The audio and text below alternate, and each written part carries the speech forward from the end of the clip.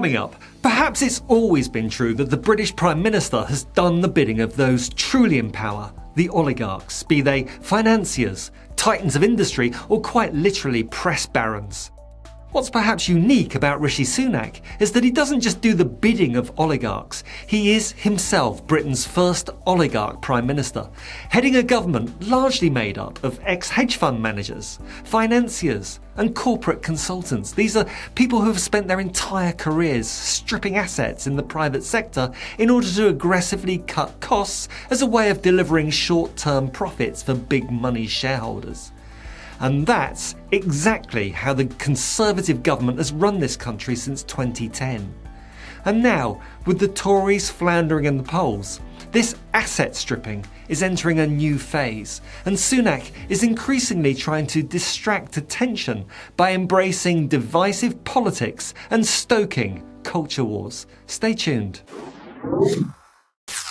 I'd really appreciate it if you'd hit the like button, subscribe, and above all, share a link to this video with your social media contacts. Since their unexpected victory in the summer's Uxbridge and South Ruislip by-election, where the expansion of the London ultra-low emission zone was credited for allowing the Tories to retain the seat, Sunak has opened up a new front in the culture war over environmental protection. Climate policy is one of several fronts where Sunak is drawing up new policies on emotive issues, hoping to set himself apart from the opposition Labour Party, which, after years of Tory corruption and incompetence, has built a double-digit lead in the polls and is expected by just about everyone to form the next government. One of these new Tory climate policies was the government's decision to issue new licences for oil and gas exploration in the North Sea, part of a broader trashing of climate policy that is taking Britain away from its commitments to phase out fossil fuels. Environmental organisation Greenpeace was so outraged by the decision that they draped Sunak's country mansion in black fabric to protest. But the stunt demonstrates that Sunak's populist agenda is having an impact, with half the country fully supporting Greenpeace's right to bring attention to his trashing of climate commitments, and the other half sympathising with Sunak, saying Greenpeace had gone too far. Sunak thinks these tactics will help shrink the gap in the polls, and that's why, over the course of the summer, his government has attacked London's Labour Mayor, Sadiq Khan, for his expansion of the low emission zone for vehicles. And it's also why they've herded asylum seekers onto the Bibby Stockholm barge, replete with a virulent strain of Legionnaire's disease, and labelled the Fire Brigades Union as woke for pointing out that the barge could potentially be another Grenfell Tower inferno. It's also why their health secretary, the odious Steve Barclay, talked about being appalled at woke virtue signalling by health bosses. Yes, apparently woke health managers and transsexuals are to blame for the health crisis. A neat example of culture wars distracting blame from where it belongs, the government. A new wedge issue to divide the electorate. Tom Burke, a one-time government advisor who is the chairman of E3G, an environmental think tank, said it's part of their strategy to provoke outrage. You provoke outrage to reassure your base. It's exactly the strategy Trump is pursuing in the US. Thankfully, Sunak's divisive strategy of pursuing the politics of hate against climate activists, trans people, immigrants and the woke, personified by Steve Barclay, Suella Braverman and Kemi Badenoch, has so far had zero impact on their polling and could actually prove even more damaging for the Tory brand. The polls suggest radical climate policies enjoy broad support across the British electorate, particularly among many 2019 Tory voters who are environmentally conscious and who see protecting the countryside, the rivers and air quality as a major issue.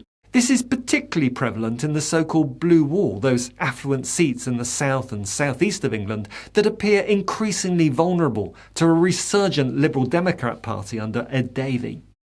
This will be the penalty for appeasing the tabloid-reading Brexity slice of its base.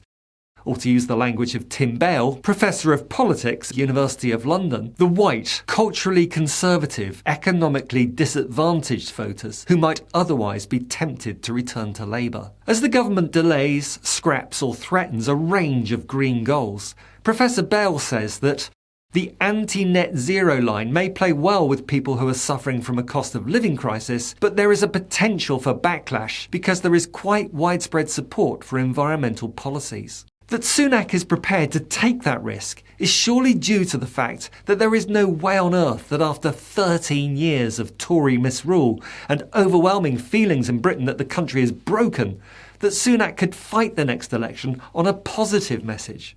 That's why he's being forced to create wedge issues to distract from the cost of living crisis, a stagnant economy, broken public services, a collapsing NHS, continuing anger about this disastrous Brexit, and ever-increasing public debt.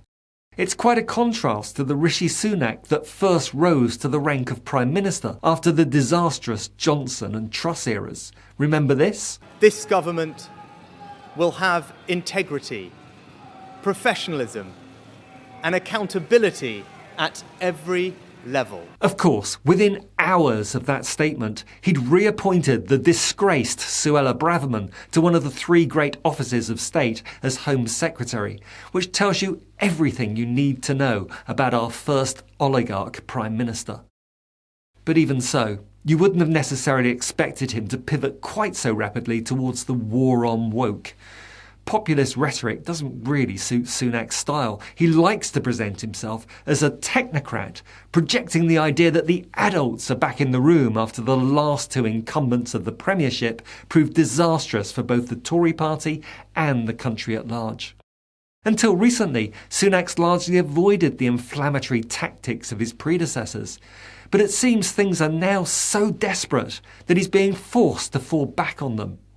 Although it's interesting to note that some political commentators reckon that the heavy focus on issues like immigration and crime is less of a stretch for Mr Sunak than it might seem. For example, Tory supporter and occasional cabinet advisor Matthew Goodwin, Professor of Politics at the University of Kent, says that Rishi Sunak is much more socially conservative than Boris ever was. The problem for the Tories is that the government's record on these wedge issues, particularly immigration, has not lived up to its rhetoric.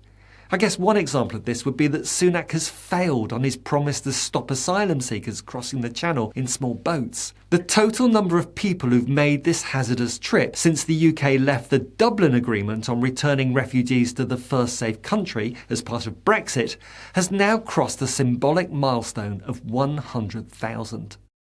The performative cruelty of announcing plans to house 500 of these arrivals on the Bibi Stockholm barge backfired spectacularly when the vessel had to be evacuated after a particularly virulent strain of the bug causing Legionnaire's disease was found in the water system there.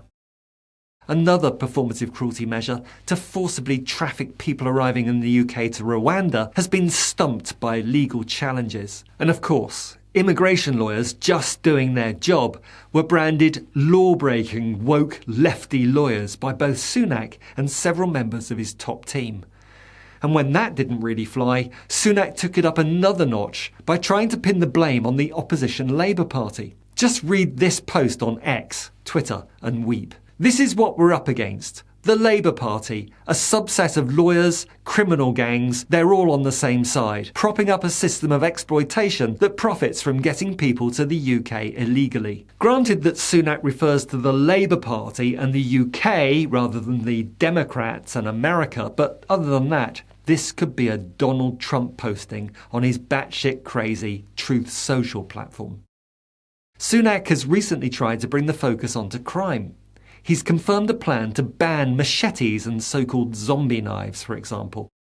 But here too, he's unlikely to succeed in shrinking that polling gap. The Tories have given us 13 years of austerity, with sharp funding cuts to the criminal justice system that is no longer fit for purpose. Labour responded by pointing out that more than 90% of crimes had gone unsolved in the last 12 months, the highest level on record. With an election looming next year, expect to hear way more on crime, climate, transgender issues and refugees as a desperate government turns to ever more desperate populist measures to avoid annihilation at the ballot box. Every indication so far is that it won't save them. Who says that my videos are always pessimistic? But what do you think? Leave a comment below and don't forget to like this video and subscribe to the channel.